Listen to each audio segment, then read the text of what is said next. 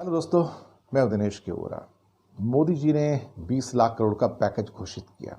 20 लाख करोड़ के पैकेज में कुछ चीज़ें लोगों को बड़ी उत्साहित कर रही हैं। लोग शायद कई तो जंप भी मार रहे हैं कि 20 लाख करोड़ पता नहीं क्या हो जाएगा, हिंदुस्तान की कायाकल्प हो जाएगी, हिंदुस्तान पता नहीं क्या बन जाएगा। कुछ ने तो टीवी पे यहाँ तक बोल दिया कि ये दुनिया का सबसे बड़ा पैकेज है, इतिहास का सबसे बड़ा पैकेज है। लेकिन कुछ ही मिनटों के बाद उनको अपना करेक्शन करना पड़ा कि ना तो ये दुनिया का सबसे बड़ा पैकेज है, ना जीडीपी की रेट से सबसे बड़ा पैकेज है, और ना ही इसके अंदर कोई ऐसी चीज़ है जो दुनिया के बाकी जो विकसित देश हैं उनके पैकेज हैं। हिंदुस्तान का पैकेज $265 बिलियन का है, लेकिन ये पैकेज क्वालिटेटिवली बहुत डिफरेंट है। अमेरिका का पैकेज जो है वो करीब करीब 2700 बिलियन डॉलर से भी ज़्यादा है, जैसे 2.7 ट्रिलियन डॉलर कहते हैं। हमारी तो इकॉनमी भी इतनी बड़ी नहीं है जितना उसका पैकेज है। हमें तो ये बताया जा रहा है कि हमारा जो पैकेज है जीडीपी का 10% है, अमेरिका का भी 10% है, लेकिन अमेरिका का वो जो 10% है वो इंडिया की टोटल इकॉनमी से भी बड़ा है। तो आप समझ सकते हैं कि अमेरिका की टोटल इकॉनमी इंडिया से कितनी बड़ी है। जापान का पैकेज 990 बिलियन डॉलर का है, जो इंडिया से करीब करीब 3.5-4 गुना बड़ा है। जर्मनी का पैकेज 815 बिलियन डॉलर का है, जो भारत से कम नहीं तो 3.5 गुना 3.25 गुना बड़ा है। ऑस्ट्रेलिया के पैकेज या बाकी जीडीपी के हिसाब से बहुत सारे और कंट्री जिनके पैकेज इंडिया से बहुत बड़े हैं। हमारा पैकेज दिखने में बड़ा लग रहा है, लोगों को लगता है बड़ा विशाल है, लेकिन क्वालिटेटिवली बहुत पुअर है। हमारे ख़ास तौर से पैकेज के अंदर अब तक करीब 13.5 लाख करोड़ का डिस्ट्रीब्यूशन का फैसला हो चुका है। इसमें 6-6.5 लाख करोड़ वो जो पहले 1,72,000 करोड़ का पैकेज और कुछ फिर आरबीआई के कुछ बैंकों को सुविधाएं वो भी सब इंक्लूड कर ली गई हैं। जो गरीबों को अनाज दिया गया वो भी इंक्लूड है। तो उनका कहना है कि पहले 6-6.5 लाख करोड़ हो गया था, अब 6.5-7 लाख करोड़ कल भी डिस्ट्रीब्यूट कर दिया गया है। तो हम 2/3 तो कर चुके हैं, अब 1/3 बचा है। अगर आप याद करें तो 2008 के अंदर जब ऐसा ही क्राइसिस इंडिया में आया था, तो उस टाइम मनमोहन सिंह की सरकार थी, तो उन्होंने तुरंत एक्साइज, कस्टम्स ड्यूटी और सर्विस टैक्स में भारी कटौती की थी, और उसका सीधा फ़ायदा आम जनता को हुआ था। और इसके अलावा एक्सपोर्टर्स को और बाकी पैकेज अलग आए थे। इसके अलावा इस बार कुछ भी नहीं है, वो कट भी नहीं है। ना जीएसटी में कट है, ना एक्साइज में कट है, ना किसी और चीज़ में कट है, ना कस्टम्स ड्यूटीज़ में, ना इनकम टैक्स में।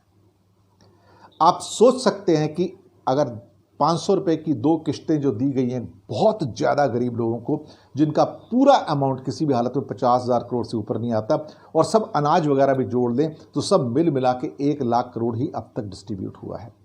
ये 0.5% ऑफ जीडीपी है।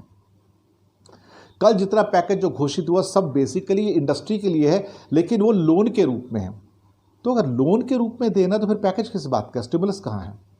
अमेरिका अपने नागरिकों को करीब करीब $2,900 प्रति माह दे रहा है, प्रति मंथ दे रहा है, जो जॉबलेस है। जापान और जर्मनी में भी करीब करीब हर व्यक्ति को जो जॉबलेस है उसको इतना ही पैसा दिया जा रहा है ताकि वो अपना घर आराम से चलाएं। इंडिया में किसी को भी ये पैकेज नहीं दिया जा रहा है। कहने को यहाँ पे 8 करोड़ जो फैमिलीज हैं उनको ये 500 रुपये दिए गए हैं। आप सोच सकते हैं कि अगर उनको 2 महीने में 1,000 रुपये मिला है तो 1,000 रुपये में 2 महीने में वो क्या करेंगे? उनके पास खाने को भी नहीं है, पीने को भी नहीं है, सब्जी खरीदने को पैसे नहीं है, दूध खरीदने को पैसे नहीं है। लाखों में लोग सड़कों पर हैं, हाईवेज पे जा रहे हैं, भूखे जा रहे हैं, किसी तक कोई मदद नहीं पहुंची है। तो हम अगर से ये कहें कि ये पैकेज है क्या, या एक और भुलावा है या जुमला है? दरअसल जिस पैकेज में आम इंसान के लिए कुछ नहीं है, मेरे लिए कुछ नहीं है, एक मेरे जैसे बाकी आम इंसान के लिए कुछ नहीं है, मिडिल क्लास के लिए कुछ नहीं है अब तक, तो पैकेज कैसा फिर हुआ, किसके लिए है? मुझे तो ऐसा लगा कल निर्मला सीतारमण जब बात कर रही थी फर्स्ट पार्ट में जो 6-6.5 लाख करोड़ का आया, तो कोई बजट की स्पीच पढ़ रही हैं कि ये बैंक उसको इतने लोन देगा, ये बैंक उसको इतने में लोन देगा, ये इस पे लोन देगा। इससे अच्छा तो बांग्लादेश ने एमएसए एमएसएमई सेक्टर को जो सारे लोन्स दिए हैं वो कम रेट पे दिए हैं, यहाँ तो वो भी नहीं है। और फिर ये कहा गया कि जो भी आप लोन लेंगे एमएसएमई वाले 3 लाख करोड़ किया गया है, उनको 4 साल में वापस करने हैं। आप सोचिए अगर 9-10% का कंपाउंड इंटरेस्ट है और पहले साल वापस नहीं किया जाएगा, दूसरे साल से देंगे, तो वो वापस कहाँ से करेगा वो? यानी कि 3 साल वापसी करनी है। अगर एक व्यक्ति ने 1 करोड़ का लोन लिया तो 33 लाख तो मूल हो गया उसका, उसके ऊपर 10% ब्याज और हो गया उसका 10 लाख रुपए का, 45 लैक्स। ये 45 लैक्स 3 साल तक देता रहेगा, कैसे देगा वो? ये सोचने वाली बात है। तो दिस इज नॉट स्टिमुलस। ये सिर्फ नॉर्मल जैसे बैंक्स किसानों को और बाकियों को ऋण देते हैं फसल के लिए, इंडस्ट्री को मिलते हैं, ये सब वही है। इसको दरअसल स्टिमुलस का पैकेज घोषित करने की कोशिश की जा रही है। इवन जो टैक्स के जो रिफंड्स हैं उसको दिखाया जा रहा है कि पैकेज का हिस्सा है ये बात अजीब सी है। ये किसी भी हिसाब से पैकेज नहीं है। और जब निर्मला सीतारमण से यह पूछा गया कि जरा ये तो बताइए कि आप 20 लाख करोड़ खर्च कर रहे हैं, इसमें टोटल मिला के जो बजटरी सपोर्ट है तो 1.25 लाख करोड़ की अब तक, 13 लाख करोड़ में से, तो ये बाकी पैसा आप लाएंगे कहां से? क्यों बैंक्स देंगे? बैंक्स कहां से पैसा देंगे? क्या बैंक्स के पास इतना पैसा है? नहीं। तो बैंक्स पैसा कहां से देंगे फिर? अगर सरकार बैंक्स को सपोर्ट नहीं कर रही है तो इसका मतलब सरकार बैंक के अंदर रखे हुए आपके और मेरे पैसे का उपयोग कर रही है, जो इल्लीगल है, जो ठीक नहीं है। सरकार को अगर कोई स्टिमुलस देना है तो उसके पास जो टैक्स कलेक्ट हुआ है उसमें से देना फिर, तो वो तो कर नहीं रहे हैं। तो आपके पास पहले खाली डब्बा आया था, वो खाली डब्बा नोटबंदी के टाइम पे आया था।